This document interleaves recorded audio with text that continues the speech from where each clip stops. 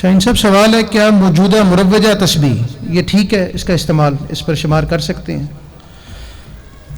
سنت کے مطابق جو بعض الفاظ اور کلمات یا جن کا ذکر اور تعداد احادیث صحیحہ سے ثابت ہے، اور ان کی گنتی یا شمار کے لیے انگلیوں کے اوپر گننا نبی صلی اللہ علیہ وسلم کے بارے میں بھی آتا ہے کہ کان نبی صلی اللہ علیہ وسلم یسبح بیمینہ، اپنے دائیں ہاتھ کے اوپر. اور بعض روایات میں یہ آتا ہے کہ یہ جو انسان کے انامل ہیں نا، یہ تستم تک و قیامت کے دن ان سے بلوایا جائے گا اور شہادت بھی لی جائے گی. تو انگلیوں کے اوپر اس تعداد کو جو ہے وہ گننا چاہیے.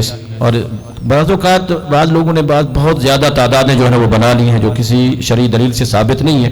وہ تو ویسے ہی اتنی زیادہ کثیر تعداد جو شرعی سے ثابت نہ ہو اس کو اختیار نہیں کرنا چاہیے.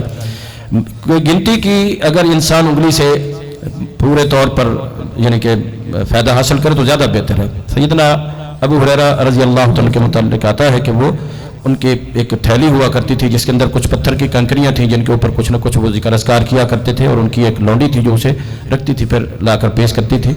تو یاداشت کو برقرار رکھنے کے لیے یا اس انداز کی کسی چیز کے لیے، مگر اس کو جو کوئی تقدس، کوئی تبرک، پھر اس کو چومنا، اس کو چاٹنا اور پھر اس کو رکھنا سنبھالنا محض یہ گنتی کے لیے ہے. اس کی بنا پر اس کو کوئی شرعی طور پر کوئی تقدس ایسا احترام نہیں حاصل ہو جاتا. گر گئی ہو یہ کیا ہو گیا ہے، یا گری پڑی ہے تو فوراً اٹھا لیا جاتا ہے. وہ صرف گنتی کا یا گننے کا ایک آلہ کسی گنتی کو یاد رکھنے کے لیے یا محدود کرنے کے لیے استعمال کسی حد تک کیا جا سکتا ہے، لیکن اس کا تقدس اور اس کا احترام جیسے ہمارے ماحول و معاشرے میں عام طور پر مروج ہے یہ نہیں ہونا چاہیے.